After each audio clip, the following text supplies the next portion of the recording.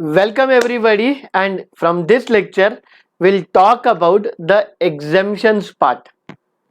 Actually in our CMA material they call it as deductions, and if somebody asks me, CMA material uses much more appropriate word by calling it as deduction. Why? Because we calculate capital gain like sale consideration minus transfer expenses minus cost of acquisition, indexed cost of acquisition, improvement, indexed improvement, whatever it may be, we'll get capital gain, and after that we deduct this part. So calling it as deduction is absolutely right, but basically this is in true sense an exemption. Okay, so in the exam, if they ask exemptions under 54 series or deductions under 54 series, don't worry, both are one and the same.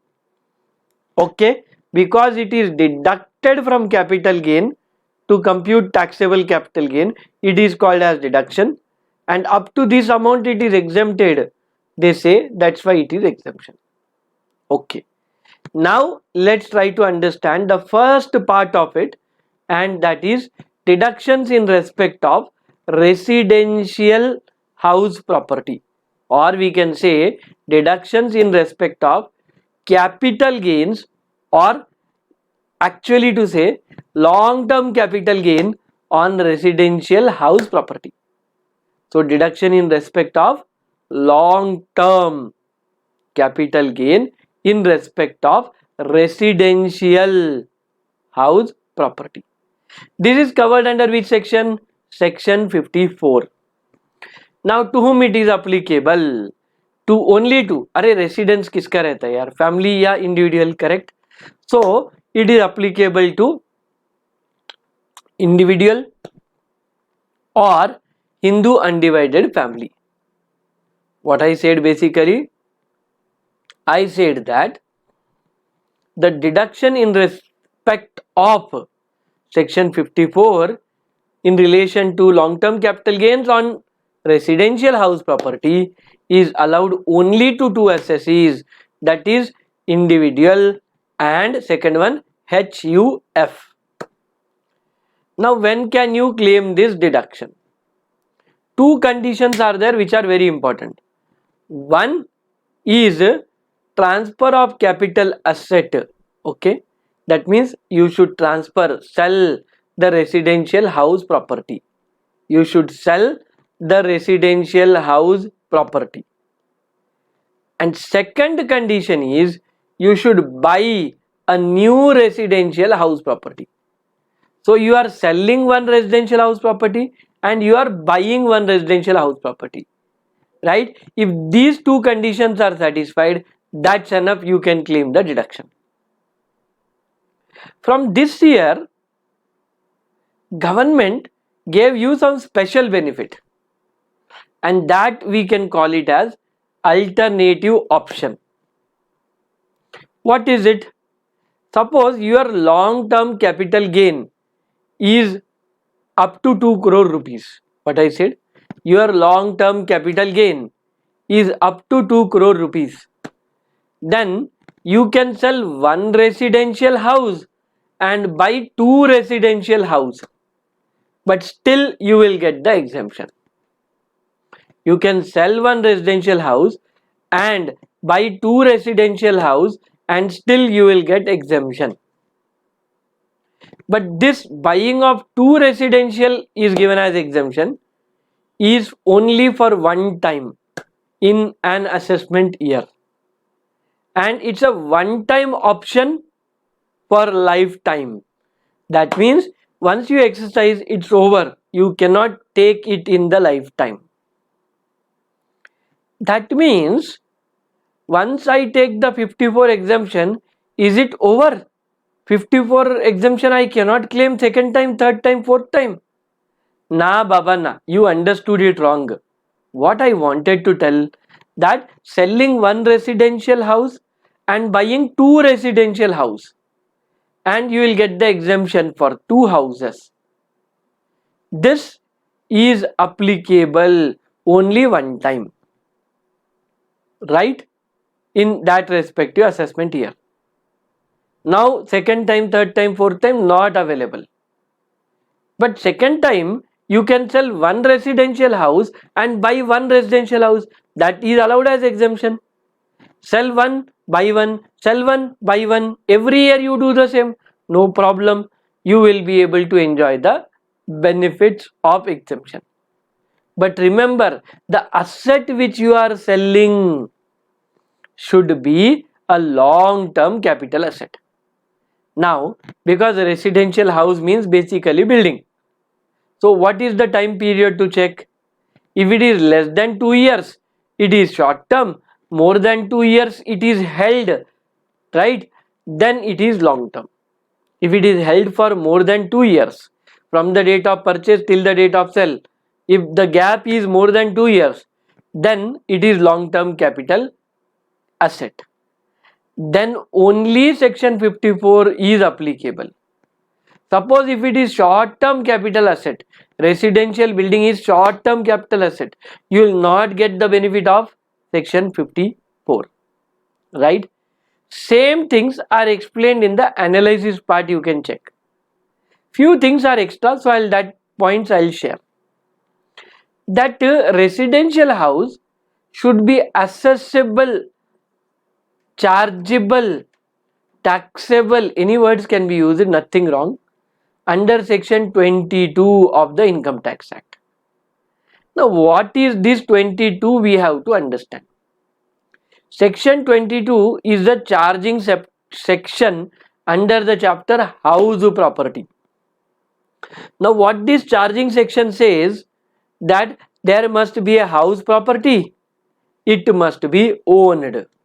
What I said, there must be a house property and it must be owned. Then you can, any income from such house property will be taxed under income from house property. So what they are saying, any asset, residential house, whatever you are going to get the exemption under this chapter, that is section 54 specifically, should be chargeable, such house should be chargeable, accessible under section 22. And when it will be, if there is a house property and it is owned, these only two conditions. And third one also important, I forgot, not used for business and profession. If these three conditions are satisfied, then section 22 is attracted. And attracting section 22, it's enough. You should collect the rent and pay to government, that is not the requirement. Is it chargeable? Is it satisfying the conditions? That's enough. There must be house property, it must be owned, not used for business and profession. Now, if it is a long term capital asset and it is transferred, capital gains will arise. Nice concept. But I'll tell you one thing, that if any land is appurtenant there to, attached to the building, then that land is also considered as building, right? So there is no difference that this is a land which is attached to building, so should we give exemption for this land? No, it is a part of the building, so it will also get the exemption along with it, along with the building's exemption. Okay, clear. Now what I said, that the asset which you are transferring, the residential house which you are transferring, should be chargeable under section 22. But did I say that the residential house which you are buying should also be chargeable under section 22? I did not say. So whatever you are buying, even if it is not chargeable under section 22, that's enough, it's okay. Like example, if any residential building is there, that is purchased by company, and company is giving that building to employees for stay. Now in this case, because the building is used for business and profession, it cannot be charged under section 22. But you bought it, right? You purchased new asset, right? That's enough. You can claim the exemption. Section asset residential building must be chargeable under section 22 is a compulsory condition for the building which is going to be transferred, which is going to be sold. Okay, not for the building or residential house which you are going to buy. Remember? Clear? Very good. I'll take you to the next point. Now we understood all the analysis points. Analysis what it says. There must be a residential building. It should be a long-term capital asset. Correct? Yes or no? It must be transferred. Along with it, land and appurtenant thereto is there. That is also forming part of building. Section 22. The building should be chargeable under section 22. Residential building should be chargeable under section 22. Is compulsory condition for transferred asset. The asset which you are selling, not the asset which you are going to buy. Okay, clear? Very good. Now cost. Okay, you are going to buy a new building or you are going to construct a new building, but when that is the period which we are going to understand. Suppose I sold the building on 1st January 2023. Now you take 1 year back, that means from 1st January 2022 to 31st December 2023, and 2 years forward, that means 23-24 till 31st December 2024. If it is construction, then till 31st December 2025. So are you able to understand? If you are buying a new residential house, you should buy either within 1 year back from the date of sale or within 2 years forward from the date of sale, or if it is construction, within 3 years from the date of sale or transfer. I was to tell to my students when I was to take physical classes face to face, 1 step backward, 2 step forward, right? And my students were to sing one song, 1 step forward, 2 step backward, situation is awkward. Now if you are preparing for 1 day and not preparing for 2 days, then that situation will become awkward. So never ever do so. So always put positive steps forward. Every day you have to give time to your preparation. So when you should buy new residential house, within 1 year backwards, 2 years forward you should buy, and that from the date of sale.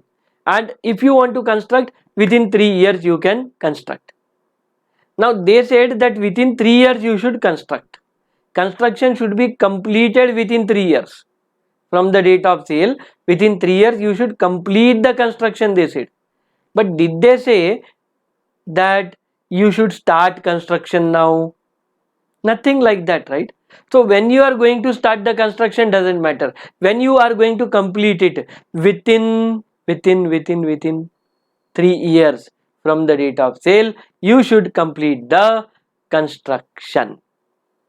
But sir, if suppose in 2022-23 we sold a residential house, now in the next 2 years we'll purchase, or in the next 3 years we'll construct, who has seen the future, right? Because exemption you want for 22-23 previous year, and you are promising income tax department that you will construct or purchase within the next few years. Then this way people will escape tax, right? And that's why government introduced a scheme called as capital gains account scheme. So government simply said one thing, till the filing of returns, like example our previous year is 2022-23, its return, income tax return for individuals can be filed till 31st July 2022.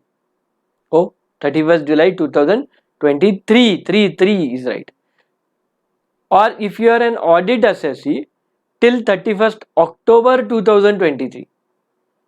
Now if you actually purchase the house or construct the house before filing returns, Now in this previous year you sold the asset. When you got the capital gain, now you should either construct or purchase the house till the filing of income tax returns. If it is done, you can claim exemption there itself. If it is not, you require some more time, no worries yaar. Why you will worry? Simply deposit the entire capital gain with capital gains account scheme 1988. Okay, and if you deposit it before filing returns, then it's done. You will be able to enjoy the exemption. Okay, but how much benefit, how much deduction I'll get from the capital gains? Right, when I sold the capital, that is residential building, I calculated capital gain. Now exemption deduction you are giving, but how much? The answer is the long term capital gain whatever you got, long term capital gain whatever you got, or is very important word, है ना? Or the cost of the new asset whichever is lower. First one, long term capital gain which you got, or the cost of new asset whichever is lower. Okay, clear? Shall we go to the next thing? I said to you that you will get the deduction. How you will get? Long term capital gains or cost of the new asset whichever is lower will be deducted from long term capital gain, and then you will get taxable capital gains. Then you will get what? Taxable capital gain. But there is a litigation here, condition here, that the new asset should not be sold within 3 years. That new asset what you purchased, right, that you should not sell within 3 years. If you sell within 3 years, the year in which you sold the capital asset, the residential building, the year in which you sold, in the same year the exemption which we got in the past will be taxable under capital gains. Are you able to understand what I said? Basically what they said, now you sold a new asset, it's okay. You want to claim exemption, it's okay. We are ready to give. But don't sell the asset at least for 3 years, right? Keep it for 3 years. We don't want to allow the trading like that. We are buying, selling buildings and getting exemption under capital gain. Not allowed, right? So that's why they said you should keep the new asset at least for 3 years. Suppose somebody fails and don't keep the asset for 3 years, sells the new asset, then what will happen? So new asset sale consideration minus transfer expenses, you will get net sale consideration normally. But from this net sale consideration, if you deduct cost of acquisition, how much the cost should be? That cost should be the actual cost. But from this actual cost, we have to deduct the exemption what you got, deduction what you got under section 54. Dekho, when you followed the conditions, you got the exemption, correct? If you default the condition that you should not sell within 3 years, then if you sold it, you have to pay capital gain, right? And from the cost whatever is there, the exemption what you got till now will be deducted and balance will be taxable. Okay, very good. Now if suppose there is a capital gain account scheme, and in that scheme whatever money is deposited, you tried to utilize but you failed to utilize, what will happen with unutilized money? I'll discuss, don't worry, when the topic comes in this lecture, in the next 10 minutes only. Okay, now I have to ask you a question, that if suppose you purchased the house, you paid the consideration, but your registration is pending. Now because your registration is pending, income tax department says you are not the owner of the house property. Is it right? Legally document he may not be, but he paid the consideration, right? And he is going to get the possession of the property. In that case, this person should be counted as the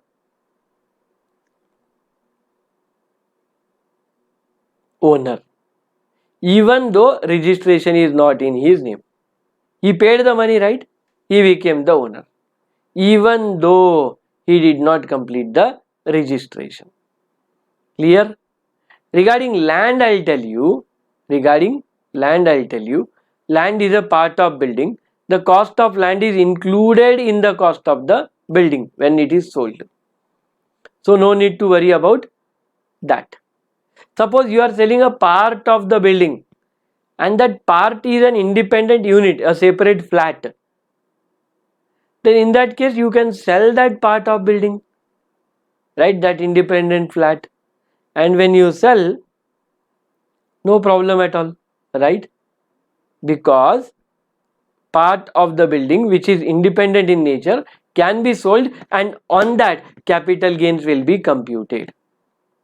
On that capital gains will be computed. Clear to all of you? Yes or no? If any legal heir is there, father actually should get the property, but because father died early, so the legal heir claimed the exemption, right? He has to calculate capital gain and pay, but he tried to claim the exemption. Will the exemption be given to legal heir? The answer is yes, he will also get the exemption. Clear? Koi doubt? No doubt should be there in your mind. Now come to the next story which I have to teach you. I said that there are 4 things. If you paid the consideration, you became the owner.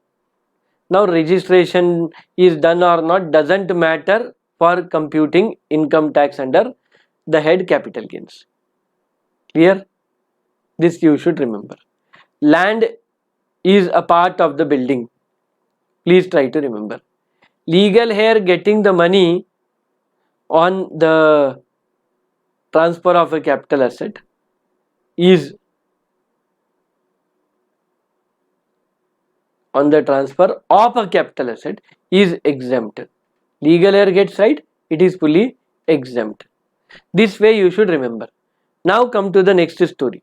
The next story talks about capital gain account scheme 1988. Hey, basically what happens, till your income tax return you did not actually construct the building or purchase the building. So you keep the money in a capital gain account scheme created by the nationalized bank. Scheduled banks. Created by what? Scheduled banks. Okay. Scheduled bank means SBI comes, Union Bank comes. These are all scheduled banks. Clear to all of you? No doubt should be there in your mind. Right. Now in the scheduled bank you should create a capital gain account scheme, deposit the money there, and you can claim the exemption under section 54. That's okay. But if suppose you are not going to utilize the money, then income tax department do have the right to tax it. So income tax department says if we have to tax such money which is from unutilized capital gain account scheme, then section 54, 54B, 54D, right? If these are the sections, right, 54G, 54GA, if you are covered under these are the sections, then definitely the amount of money withdrawn from the capital gain account scheme will be taxable as it is. But if suppose you withdrawn the money from the capital gain account scheme under section 54 GB and 54F, 54F and 54GB, these are the 2 sections to remember. Here how the capital gain will be computed, I'll tell you. Capital gain will be computed by taking unutilized amount in the capital gain scheme actually, unutilized amount into long-term capital gain divided by net sale consideration. Here we are not taking sale consideration, we are taking sale consideration minus transfer expenses, net sale consideration, that we have to take. So unutilized amount into long-term capital gain divided by net sale consideration. This is how we should actually calculate. No doubt should be there in your mind, yes or no? Very good. Now I'll tell you again. Suppose from capital gain account scheme, you did not actually use the money and 3 years expired. That money should be taxed. How it will be taxed? It all depends upon which nature of exemption you try to enjoy. If it is 54, 54B, 54D, 54G, 54GA, then answer is very simple yaar. If these are the sections which are applicable, in that case, whatever amount you withdrawn from the capital gain account scheme, that will be fully taxable as long term capital gains. But okay, taxable as capital gain, this is right word, because there are many sections, right, not just 54. Then if it is 54F and 54GB, then you have to take unutilized amount into the capital gain scheme into long term capital asset divided by net sale consideration. This is how you will calculate. Clear? The capital gains. Now I have to tell you that this is how we calculate the capital gains, and you understood everything what I tried to convey. I'll tell you one thing, that what is the nature of this capital gain?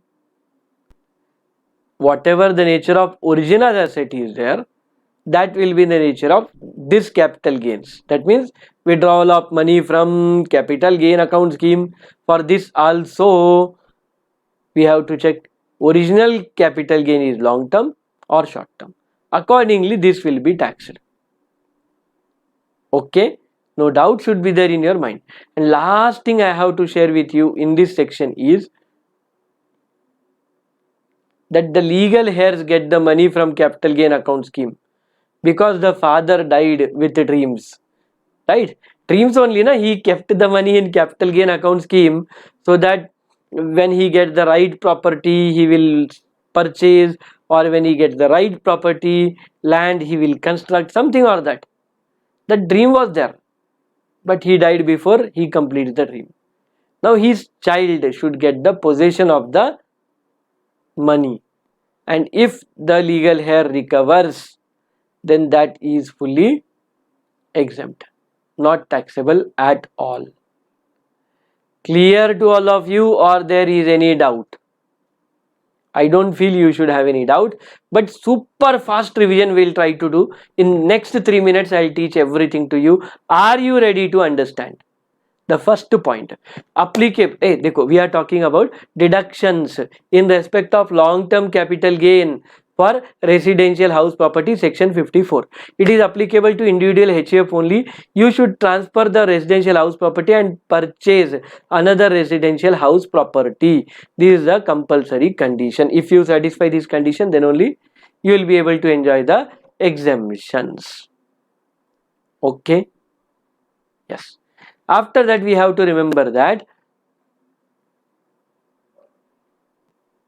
the property, the long-term capital asset, must be, the residential house property must be chargeable under section 22.